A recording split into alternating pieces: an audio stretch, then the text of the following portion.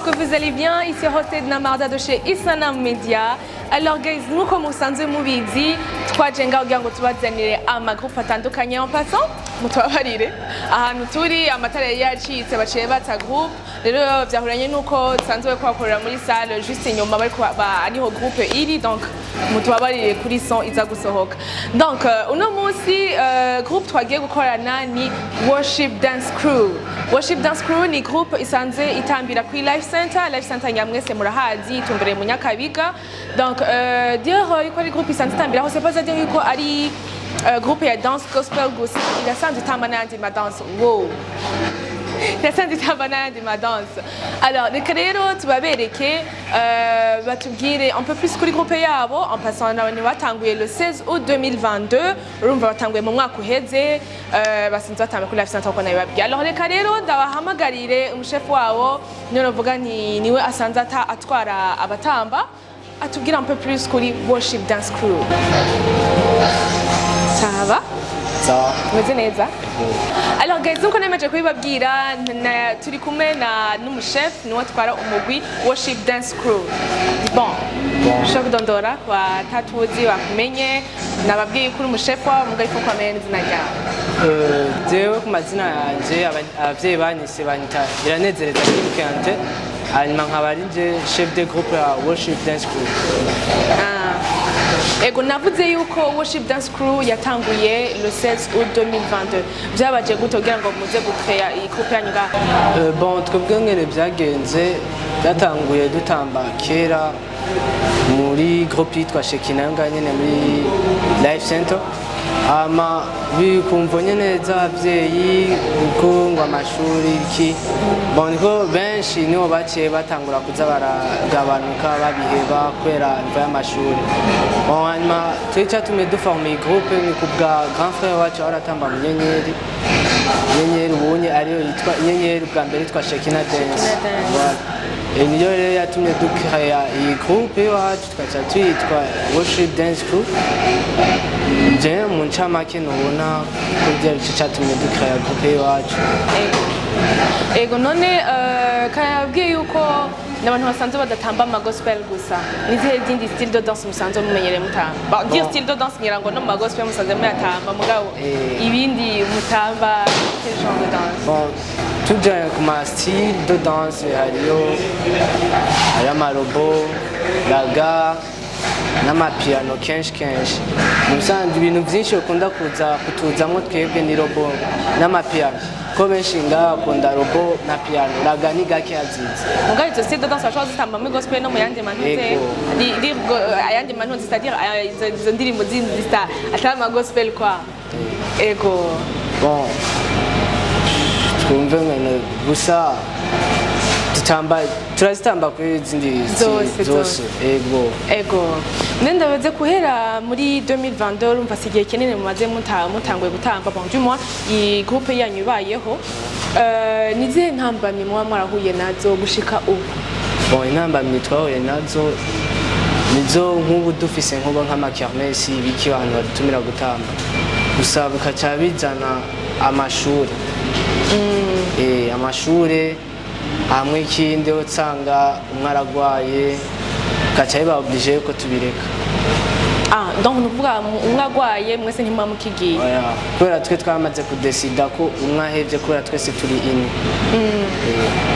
En passant none objectif ya groupe yanyu ni iyi mwifuza kuzogera? Objectif yacu niyo kugera ahantu kure comme ça abavyeyi kubera ubunya abavyeyi babwiye ati ikintu ca danse babona ko kari ibintu bijanye n'urumogi biki. Bon ivyo rero nivyo dushatse kwegeza iruhande comme ça abavyeyi bumvise ati umwana wacu agiye gutamba bon bizo birimwe ibintu bisanzwe bise en sécurité ne umuvyeyi avuze ati umwana wanje agiye gutamba nta na kimwe ari mu sécurité. Mais hari ikintu maze gukuramo muri ivyo bintu vya danse? Ni iki? Bon ikintu tumaze gukuramo twakuyemo ikintu kijanye n'urukundo. Kubera kungene twajanye n'urukundo benshi iyo bavuze ati ngo mwebwe metse kunuku bavuga ati oya twebwe musanzwe turi ini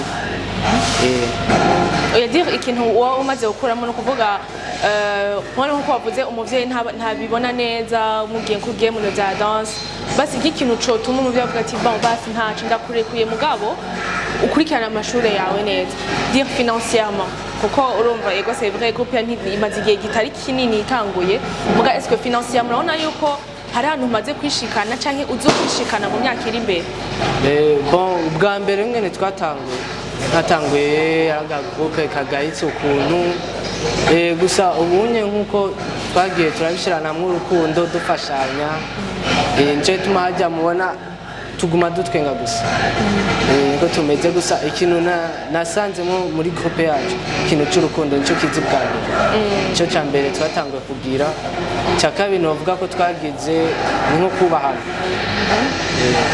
yego hama none umwanya w'ama repetition abavyeyi ntibababuza peut-être bababuza bongeye mu masho mugataha bwije umwanya w'ama repetition nabigenda gute? Mu ma repetition twarabisabye abavyeyi kubera ma weekend urazikari ari amatemps libre mba twabwiye ati repetition ni weekend hanyuma indi minsi naho n'amashuri hanyuma umwanya w'amakermesi turamenya ngene ntihagenda umwe kwisabira nsanze hagenda groupe n'abadukuriye nuvuga abakuriye ni bande nibo babaserukira abaduserukira ni umugwi inyenyeri inyenyeri none musanzwe mufite partenariat na inyenyeri cyane kubera ko yuko mwese mwavuye muri Shekina Dance bigenda gute entre mwebwe n'abinyenyeri? Bon kubera jewe ko bamfata comme petit frère wabo urumva kubera narayitanguyemwo abandi baju umva anye nivyo bazi sibike kama nico nabonye ko buri muntu wese yenyegejemo tano yiwe ivyo ntibikunda yuko ayisora ntiyumva ari areze ego hama ko dusanzwe tuzi yuko abatanzi kenshi iyo ariko baratamba hari amastyle bien sûr hari bivana amastyle hari amastyle de danse usanga bariko baratamba atanga message nka mwebwe muko muratamba imbere ya public imbere donc mufite public y'abantu basenga nihe message mwe muko muratanga iyo muko muratamba? Bon ikintu ca mbere tutanga ko message ikintu c'Imana cerekeye Imana ikindi naco twerekana c'urukundo nico kubaha. Wow, ari bon. Ego, en tout cas merci beaucoup. Dushaka yuko rero duhamagarira ubundi umuntu umwe muri mwebwe sanze mutambana du mois. Ego, muvyo musanze mutamba amastyle yose. Wowe nihe style ukunda gutamba? Imwe utamba ukumva uti iyi ndayishoboye kurusha izindi? Ni hobo. Hobo. Bari kuronye nagibuze ni robo. Ndayumva cyane. Tashaka kugira akaja amasozo gatoya. Kibazo. Ahanyera.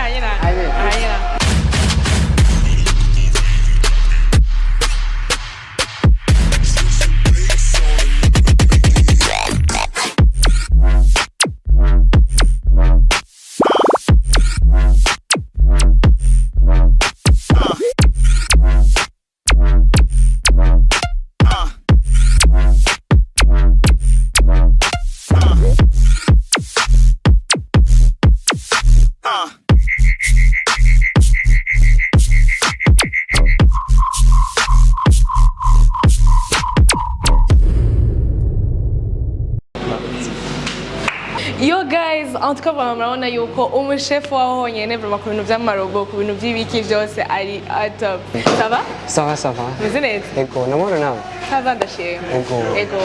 Ushaka kwidondora bakumenye barazi kuri umudanso muri Worship Dance Crew? Ego. Ibindi.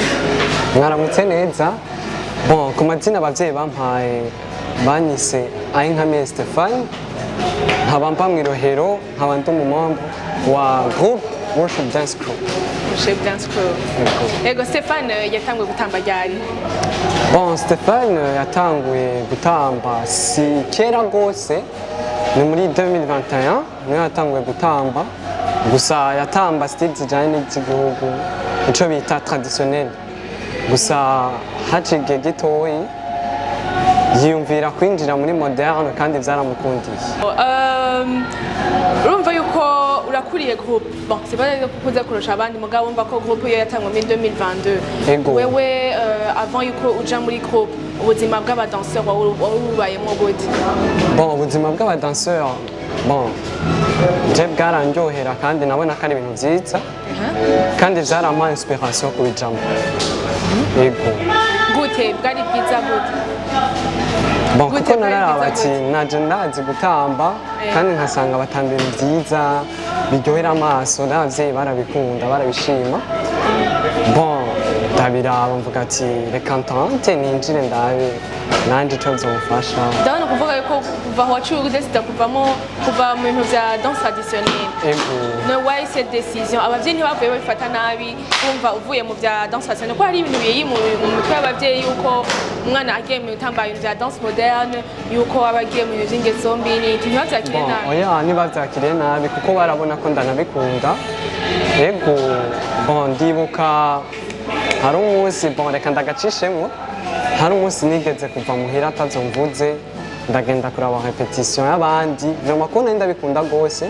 ndagenda nshitse muhira ndabibasigurira bacavuga ati ntaco urashobora kugenda nanje cavuga nti bon ntaco ko babimbariye ko banyemereye reka ngende ndawa kumuhira baragushigikiye ko yego baranshigikiye vraiment ego ama byakujemo gute none kuza muri iyi groupe yayo kutiyumviye kuja mu yandi magroupe nuko peut-être wari usanzwe usengera kuri life center cyane en fait jewe ego nanayisanzwe usengera kuri life en fait je ndi umuscout kuko naba dutambana n'abascout bon hariyo journée de talent yabaye mu bascout bon mwe aba groupe yose arerekana star ifise baraza ndababona bariko baratamba ndabishima ndabegera ndababaza aho bakorera nanje avuga ati reka ndetse nifatanye nabo kandi nasanze ari abatanzi bazi gutamba vuba yego none urashaka kuvuga yuko hariho difference wabonye entre kuba wari uri wenyene utamba ico gihe n'ubu unye uri muri groupe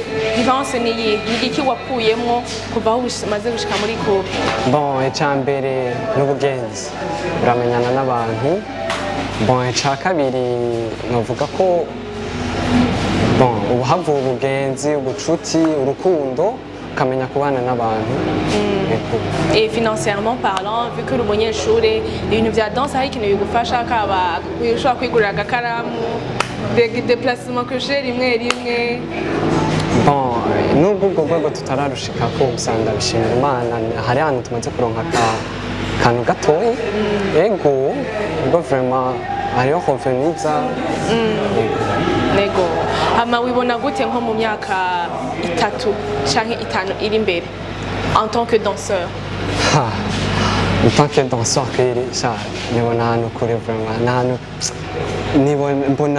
mbona avenir sa neza kuko ubu hari amashow menshi azarareka novuga ni akerekana bon agaha nk'ikintu bitwa moyen y'amagroupe kugira ngo ashobore gutamba abonekane bashobora kuyamenya kandi ashobore no gutera imbere ivyo ndabishima wifuza uzoshikako gute ari nkawe nka jewe ni ugukora rwose hama ibindi ukabihereza imana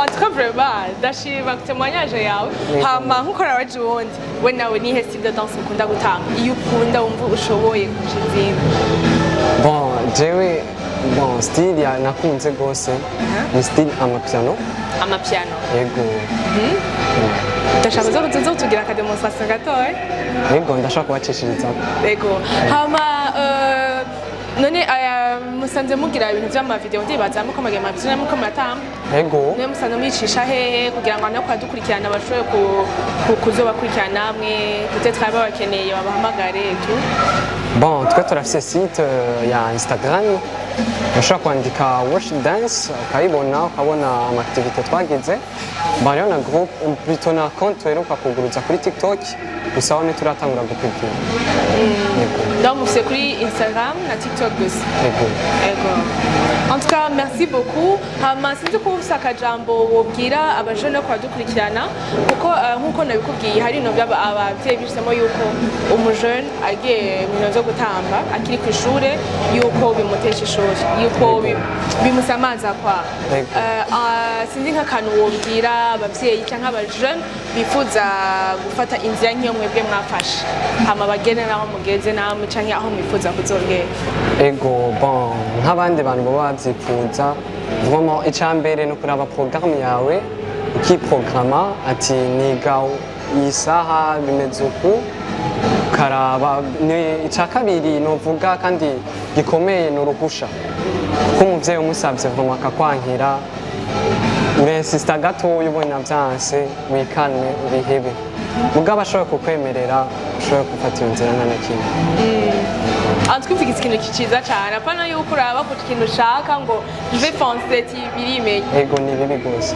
ego ntwe merci rero tugirira akajya musisi k'amapiano ego merci rero basa to tamba amapiano reka nsubiremo umuziki guys tugiye twigire natwe ikintu cyitwa amapiano twara tuyumva nanje no musi ndaza kuyiga ifise kwiga amarobo kwiga amapiano ni bindi bariko baratamba hano rero ukuri nkazovunika muzobona ibyo nabikuye nahaye mais quand même ni umwanya wa détente ni danse ni kuryoherwa en plus ni gospel tugerwa mu kama nubwo ari ibintu by'imantuzera gusa n'iki sizigene bavyita muri amaterbe yawo arodo mais quand même j'espère yuko muza kwinjoyinga namwe nkuko nanjye kuba ndiko ndinjoyinga show alors tura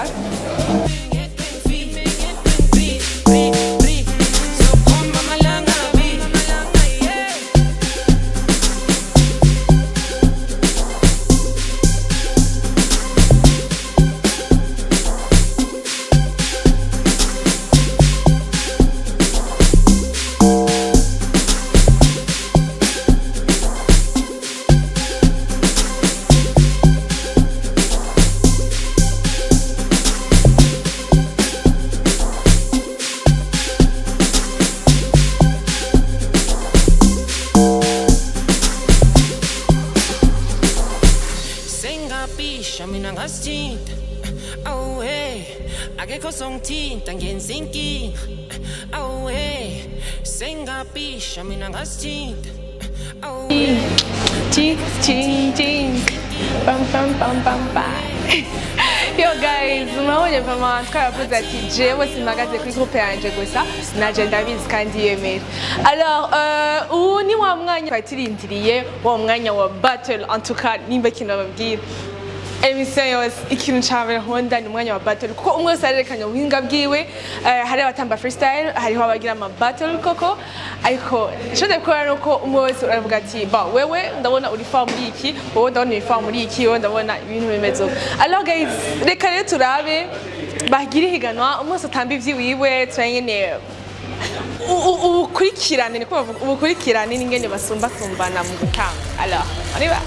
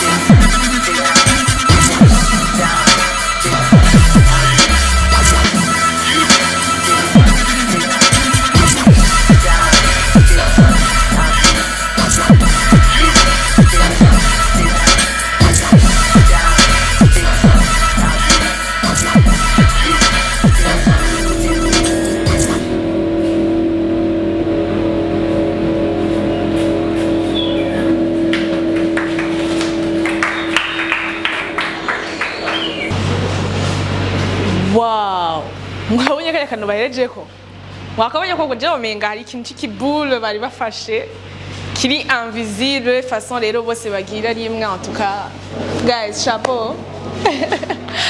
Alors wa mwanya nanje rero wo kwiga wa mwanya nanje wo kumenya kare kugira ngende ntahanya akantu kome msinge nevuze nti okay ndamenye byinshi kuri bo ariko nanje ngende ntahanya ikintu reka tsara ko nanje bashobora kunyigisha. So hari ibintu nkunda kugira mukanyigisha akantu ko gutaha mugafana ayo marombo yanyu oya muri kandi kandi iki kire piano iki mkono wako bwa niki icyo ushaka twigisha aka danse gato ka danse na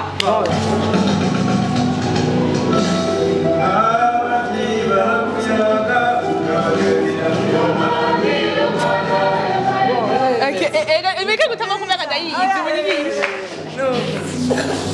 c'est gars allez va on dirait ni genre 1 2 il y a 1 2 1 2 3 4 5 OK.